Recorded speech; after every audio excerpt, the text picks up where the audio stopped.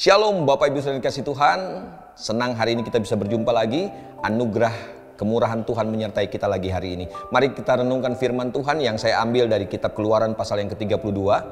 Kita akan membaca mulai ayat yang ke-11 sampai dengan ayat yang ke-14. Tetapi hari ini saya akan mengajak kita untuk membaca ayat 11, kemudian kita melompat ayat yang ke-14. Demikian firman Tuhan. Lalu Musa mencoba melunakkan hati Tuhan Allahnya dengan berkata, "Mengapakah Tuhan murkamu bangkit terhadap umatmu yang telah kau bawa keluar dari tanah Mesir dengan kekuatan yang besar dan dengan tangan yang kuat?" Ayat 14 berkata begini, "Dan menyesallah Tuhan karena malapetaka yang dirancangkannya atas umatnya."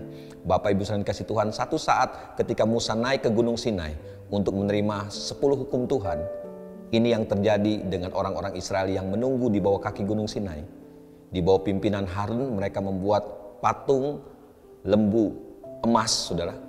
Dan ini yang mereka lakukan, mereka menyembah patung itu, saudara. Dan Tuhan melihat apa yang dilakukan oleh orang Israel, dan di hadapan Tuhan ini sebuah kejahatan yang luar biasa. Ini melukai hati Tuhan, ini menyakitkan hati Tuhan. Dan Tuhan berfirman kepada Musa bahwa Tuhan akan menghukum orang-orang Israel. Tuhan cuma akan membebaskan Musa, dan lewat Musa lah Tuhan akan menjadikan sebuah bangsa yang besar. Tetapi ini yang terjadi, waktu Musa tahu Tuhan akan menghukum umatnya, Musa memutuskan untuk bersyafaat bagi orang Israel. Kalau kita mau pikir, kalau Musa berpikir cuma untuk keselamatannya sendiri, Musa pasti selamat. Malah lewat kehidupan Musa, lewat keturunan Musa, Tuhan akan menjadikan sebuah bangsa yang besar. Tetapi begini, waktu Musa tahu bangsa Israel akan dihukum oleh Tuhan, hati dari Musa tidak tega. Musa memutuskan untuk bersyafaat, berdoa bagi keselamatan orang Israel. Dan ini yang terjadi ketika Tuhan mendengar doa Musa, hati Tuhan luluh. Dan firman yang kita baca hari ini, Tuhan menyesal karena malapetaka yang dirancangkannya atas umatnya. Bapak Ibu saudara kasih Tuhan, berapa banyak kali kita sering menghadapi situasi ini. Mungkin ada anggota keluarga kita yang kita tahu begini, apa yang mereka lakukan sangat menyakiti hati Tuhan. Kalau untuk kita, mungkin kita nggak punya persoalan dengan Tuhan, kita pasti selamat. Tetapi mereka adalah orang-orang yang kita tahu mereka sedang memberontak kepada Tuhan.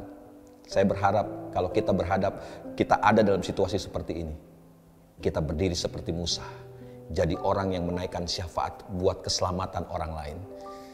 Saya setiap pagi memutuskan untuk berdoa bagi anak-anak saya. Saya menyerahkan mereka seperti Ayub, berdoa bagi keselamatan anak-anaknya. Ayub menaikkan syafaat dan minta Tuhan menghapus, Tuhan melupakan semua kesalahan, semua dosa, semua pelanggaran anak-anaknya. Dan itu yang saya lakukan. Bapak Ibu saudara kasih Tuhan, mari hari ini berdoalah, bersyafaatlah, berdoa bagi keselamatan keluargamu, bagi anak-anakmu, bagi suamimu, bagi istrimu yang kita tahu hari ini hidup mereka sedang jauh dari Tuhan, mereka sedang memberontak kepada Tuhan. Berdoalah buat mereka. Saya percaya, sebagaimana Musa mengalami, Tuhan menyesal dengan apa yang Tuhan rancangkan buat orang Israel, dan akhirnya Tuhan menyelamatkan Israel. Tuhan tidak jadi menghukum. Saya percaya itu juga akan terjadi buat orang-orang yang kita cintai, buat orang-orang yang ada di sekitar kita. Kalau kita memutuskan untuk berdoa buat mereka, berdoalah sampai mereka diselamatkan oleh Tuhan. Tuhan memberkati kita semuanya. Mari kita satu dalam doa. Bapa dalam surga, kami tahu bahwa di sekitar kami ada orang-orang yang sedang memberontak kepada Tuhan. Hidup mereka sedang jauh daripada Tuhan. Dan kami percaya bukan sebuah kebetulan Tuhan taruh mereka ada di sekitar hidup kami. Karena ini yang Tuhan maksudkan buat setiap kami. Tuhan mau kami bersyafaat buat mereka. Kami berdoa buat mereka supaya mereka juga diselamatkan oleh Tuhan.